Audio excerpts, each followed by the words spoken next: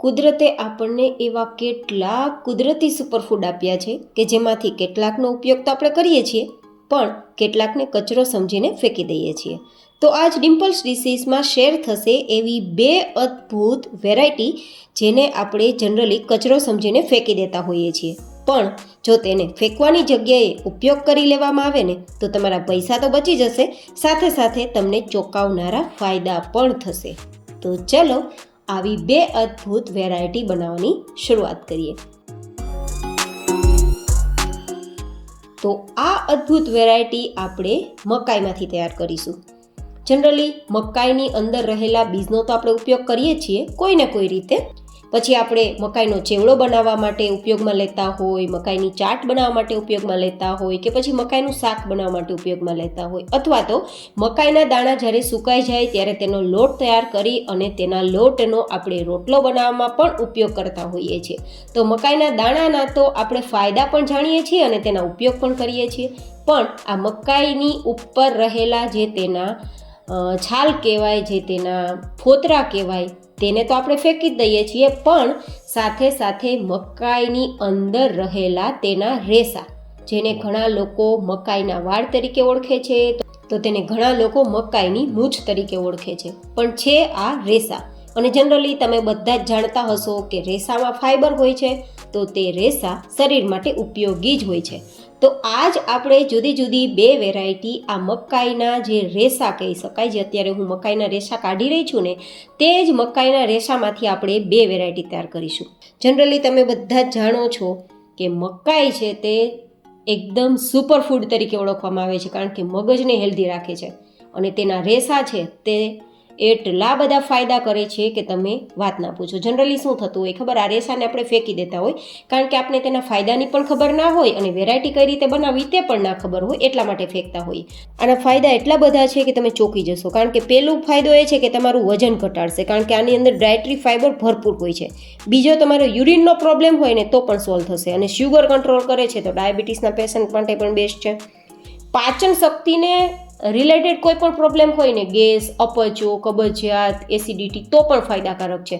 તો આના તો જેટલા કહીએ તેટલા ફાયદા ઓછા. તો આજ હું 2 વેરાયટી તૈયાર કરીને બતાવીશ. તો સૌથી પહેલાં તો આપણે એક વેરાયટી તૈયાર કરવા માટે થોડા રેસા લેશું, લગભગ 10 ગ્રામ જેટલા, 5 થી 10 ગ્રામ જેટલા જ રેસા લેશું. અને પછી તેને પહેલાં તો સાદા પાણીથી ધોઈ લેશું. ગમે ત્યારે આ રેસાનો ઉપયોગ કરવાનો થાય ત્યારે પહેલાં તો તેને સાદા પાણીથી ધોઈ લેવાનો ને પછી જ ઉપયોગ કરવાનો, જેથી કોઈ પણ પ્રકારનો કચરો હોય તો સાફ થઈ જાય. તો પહેલાં તો આપણે આ રેસાને ધોઈ લીધા છે, અને હવે ધોયા બાદ એક્સ્ટ્રા કોઈ પણ બીજા વાસણમાં તે રેસાને આપણે લઈ લેશું, અને લીધા બાદ પણ તેમાં 1 ગ્લાસ જેટલું આપણે પાણી ઉમેરીશું. અત્યારે આપણે જે લીધેલા મકાઈના રેસા છે ને, તેને કોર્ન સિલ્ક તરીકે પણ ઓળખવામાં આવે છે. તો આજે આપણે કોર્ન સિલ્ક ટી બનાવીશું, જેને હર્બલ ટી કહેવાય, ખૂબ જ હેલ્ધી ટી કહેવાય. તો જેમના માટે શું કરવાનું, 1 ગ્લાસ જેટલું પાણી ઉમેર્યા બાદ તેને ઉકાળવાનું છે 10 થી 15 મિનિટ માટે. હવે જેમ જેમ આ પાણી ઉકળતું જશે ને તેમ કલર એકદમ બદલતો જશે, એકદમ યલો કલર ઉપર, અથવા તો કેસરનો જે કલર હોય ને તેના જેવો કલર આવતો જશે. તમે જુઓ, માત્ર મેં પાણી અને આ રેસાનો જ ઉપયોગ કર્યો છે, બીજું કશું ઉમેર્યું નથી. બસ આ પાણી અને રેસાને જ ઉકાળવાનું છે, અને કલર તમે જુઓ એકદમ કેસરનો કલર આવ્યો છે. હવે આ કેસરનો જે કલર આવ્યો છે ને તે પાણી ખૂબ જ ફાયદા કરે છે, કારણ કે આ રેસાના ફાયદા જાણ્યા પછી મને ખાતરી છે કે તમે ક્યારેય પણ મકાઈ લેશો ને તો તેના રેસાને નહીં ફેંકો, તેનો ઉપયોગ કરી જ લેશો. તો આ રેસાના ફાયદા પણ બતાવું છું, અને રેસાને કઈ રીતે ઉપયોગમાં લેવું ને તે પણ બતાવું છું. તો પહેલી રીત તો મેં તમને બતાવી કે આ રીતે તમે તેને પાણીને 10-15 મિનિટ માટે ઉકાળી શકો છો, અને ઉકાળ્યા બાદ જે રેસા જે છે તેને તમારે બહાર કાઢી લેવાના. જોકે આ રેસાને પણ તમે કોઈ ગ્રેવી બનાવવા માટે, તમે કોઈ પણ પ્રકારના શાકની ગ્રેવી બનાવતા હોય ને તેમાં તમે ઉપયોગમાં લેવા માટે મિક્સરમાં એકદમ ફાઇન ગ્રેવી તૈયાર કરીને ઉપયોગમાં લઈ શકો છો, તો એના પરફેક્ટ ફાયદા મેળવી શકો છો. પણ ગ્રેવી ના બનાવવી હોય તો પછી એની કાંઈ જરૂર નથી, તેને ફેંકી દેવાના. પણ ફેંકતા પહેલાં એકવાર ઉપયોગ કરી લેવો જોઈએ, મારું પર્સનલ એવું માનવું છે.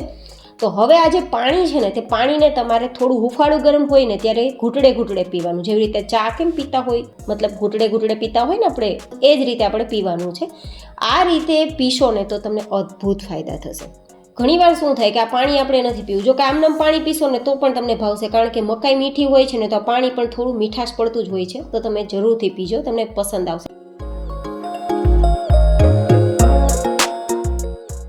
આ જે વધારાના રેસા છે ને તેને કઈ રીતે સ્ટોર કરવાના, અથવા તો તમારે બીજો ઉપયોગ કરવો હોય તો કઈ રીતે કરવાનો, તો બીજો ઉપયોગ હું તમને અહીંયા કેસર બનાવવા માટે કરી રહી છું. તો પહેલાં તો આ જે રેસા છે ને તેને સાદા પાણીથી ધોઈ લેવાના અને થોડી વાર માટે પંખા નીચે સૂકવી દેવાના, તો પાણી આરામથી નીતરી જશે. ને પછી આ રીતે કાતરની મદદથી થોડા ટુકડા કરી લેશું તો કેસર જેવો આકાર આપણે આપી શકીએ, કારણ કે રેસા થોડા મોટા મોટા હોય છે ને, તો થોડા ટુકડા કરીએ ને તો એકદમ કેસરનો જ લુક આવે. હવે આ રીતે ટુકડા કર્યા બાદ તમારે શું કરવાનું છે, તેમાં કેસરનો કલર જો મિક્સ કરવો હોય તો કરી શકો છો.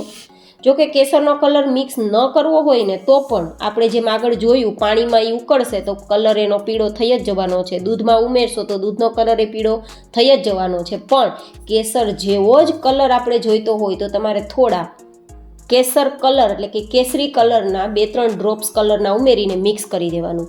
કોરો કલર હોય તો પાણી ઉમેરીને મિક્સ કરવાનું, અને ભીનો કલર હોય તો 2-3 ડ્રોપ્સ આ રીતે ઉમેરવાનું. મારી પાસે ભીનો કલર છે તો આ રીતે ઉમેરું છું, પછી મિક્સ કરી દેવાનું. જો અત્યારે કેસરનો કલર આવી ગયો છે ને, એવું જ લાગે છે ને કે કેસર છે, તો તેને પાથરીને સૂકવી દેશું. તડકે નથી સૂકવવાનું, પંખા નીચે સૂકવી દેશો ને તો 1 દિવસમાં સુકાઈ જ જશે.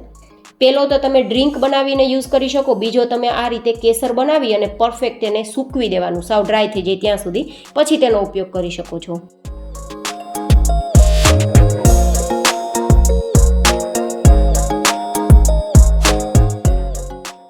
તો આપણે કેસરને ડ્રાય થઈ ગયા બાદ જોઈએ ને તો એકદમ પંખુડી છે તેની પેલી થઈ ગઈ છે, એકદમ ડ્રાય થઈ ગઈ છે. તો હવે તમે એરટાઇટ બોક્સમાં ભરીને સ્ટોર કરીને રાખી શકો છો. પણ જો તમારે કેસર ના બનાવવું હોય ને તો કલર વગર પણ એકદમ સરસ આ જે ડ્રાય થયું છે ને તેટલું ડ્રાય કરવાનું, પછી એરટાઇટ બોક્સમાં ભરીને સ્ટોર કરવાનું. તમે કોઈ પણ પ્રકારની સબ્જી બનાવવામાં પાવડર તરીકે ઉપયોગ કરી શકો છો, ગ્રેવી તરીકે ઉપયોગ કરી શકો છો, અથવા તો મેં તમને આગળ ડ્રિંક બતાવ્યું ને તે હર્બલ ટી તરીકે કે ડ્રિંક તરીકે પણ ઉપયોગમાં લઈ શકો છો. અને જો તો કેસર તરીકે તો મેં તમને ઉપયોગ બતાવ્યો છે. હવે એક મહત્વનો પ્રશ્ન છે કે જનરલી માર્કેટની અંદર આજે નકલી કેસર પણ તમને જોવા મળતા હશે, અને ઘણા બધા લોકો નકલી કેસરના કારણે છેતરાતા પણ હશે.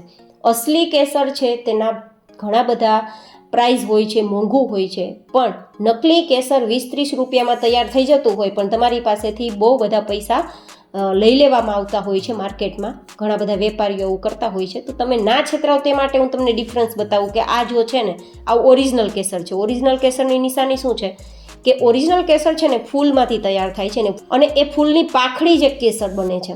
તો આ જો ફૂલની પાંખડી કેવી હોય, નીચેથી ભરાવદાર હોય છે, જાડી હોય છે, ને ઉપર આવતા એકદમ પાતળી થઈ જાય છે. જે પાંખડી છે ને તે ઓરિજિનલ કેસર છે, ને આપણે જે તૈયાર કરેલું નકલી કેસર છે ને એની કોઈ પણ પ્રકારનો આકાર ન હોય, એકદમ આ રીતે સીધે સીધું જ હોય છે, નીચેથી ભરાવદાર ઉપરથી પાતળું, આવું કાંઈ ન હોય, કારણ કે તે ડુપ્લિકેટ છે, નકલી છે. તો એ આ રીતે હોય છે, અસલી આ રીતે હોય છે. તો આ બે રીતેનો ડિફરન્સ પણ મેં તમને બતાવ્યો કે જેથી ક્યારેય પણ તમે માર્કેટમાંથી કેસર ખરીદો તો તમે છેતરાઈ ના જાઓ. વેપારીઓ આવું ઘણું કરે છે અને ઘણા બધા લોકોને બિચારાઓને છેતરે છે. તો તમારા પૈસા પણ ના પડી જાય, તમે છેતરાઈ પણ ના જાઓ, તે હેતુથી મેં તમને નકલી કેસર બનાવવાની રેસીપી બતાવી છે. અને ક્યારેક કેસર લેવાની કેપેસિટી ના હોય ને તો તમે આ રીતે ઉપયોગ કરીને તમારી કેસરની ફિલિંગ્સને પણ તમે મેનેજ કરી શકો છો. તમને એવું લાગે કે હા મેં કેસરનો ઉપયોગ કર્યો અને કેસરના પૈસા પણ બચી જાય. તો આ બે હેતુના કારણે મેં તમને આ બે રેસીપી બતાવી છે, જે ખૂબ જ હેલ્ધી છે, અને બીજું કે તમને છેતરાવાનો કોઈ ભય પણ ના રહે. તો આજે મેં તમને કેસરની એક ઓળખાણ સાથે અને તેના ગુણધર્મો સાથે જે વેરાયટી શેર કરી છે તે તમને કેવી લાગી મને તમારા ફીડબેક જરૂર બતાવજો. મારી મહેનત પસંદ આવે તો લાઈક કરજો. આવા જ અવનવા વિડીયો જોવા માટે ચેનલને સબસ્ક્રાઈબ કરજો.